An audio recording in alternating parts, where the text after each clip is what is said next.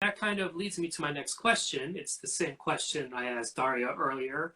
Um, um, what what are some things that white people can do now to kind of help with whether it be racial justice or more a larger social democratic justice?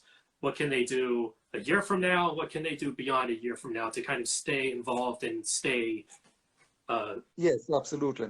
So again, echoing some of the points Daria made, self-education is so crucial. And one of the positive things about the present moment, I'm sure you've seen the same stories I have, there are all these anti-racist books that have leapt onto this, the bestseller list. So White Fragility by Robin DiAngelo, I think, was actually #1 in the world for a time on the Amazon list.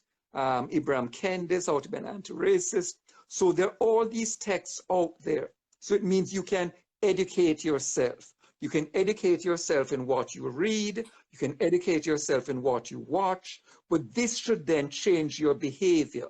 It's not just a matter of educating yourself and saying, okay, well, that was interesting. Now let's see, what else I can find on TV or whatever. It's a matter of changing behavior and asking, how does my present behavior help to reproduce the system, as against how could a different pattern of behavior help to disrupt the system, to sort of lead to a more equitable United States, as I say, for everybody. So giving money, to anti-racist organizations, would certainly be a part of that, joining organizations yourself, even if you don't have much time to do heavy duty activism, the sort of small scale stuff you could do, getting involved in local government, whether that's sort of city or state level, not that you've been asked to run for office, but in terms of, keeping tabs on what your representatives are doing, making demands, about, police brutality, about institutional racism, about segregation. I mean, just basic things that I think how highly segregated the educational system continues to be. More than 60 years after the Brown decision, how much residential segregation there is, again, more than 60 years after the Fair Housing Act. So there's all kinds of stuff you can do as an average white person, even if you're not, a politician, even if you're not in high office. If the majority of the white population sort of made up their minds to end the processes of racial subordination, it could happen.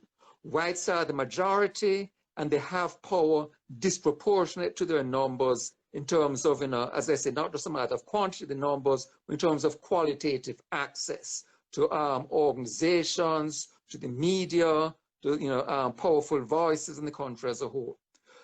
But as I said, the crucial thing, it seems to me, is, it would be great if a desire for justice alone was sufficient, but I think human beings are really just not made up like that, that we may be inspired, by an unselfish moral principle for a time. They'll be sort of saintly figures inspired by it for all their lives.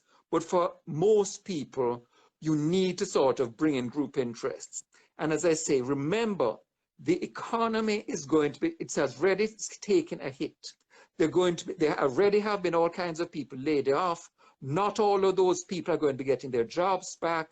The sort of groundwork is going to be laid for a struggle to get a job, a struggle to get ahead.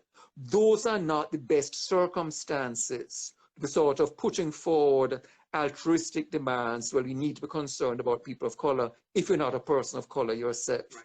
That's why I'm worried that after a few weeks, things will sort of die down. People will see, well, I've done my duty. Hey, I demonstrated, I was out there all these days. Now I need to look out for myself, my spouse, my family, and so forth.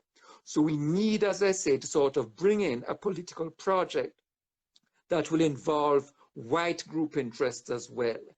Specifically, the poor, the unemployed, the white working class, the people who are more vulnerable. So even though historically they have been positioned above blacks, above people of color, that could well be starting to change. We think of the percentage of Americans, not just people of color, but percentage of Americans as a whole, who are just one paycheck away from, being not able to sort of, pay medical bills, not even able to pay rent and so forth. There's the groundwork there for a broader social justice project. And the success in it eventually, ran into a wall. But the success of the Sanders campaign shows that there's an objective basis there for a broader movement for social reform in the country as a whole. Okay, great, great.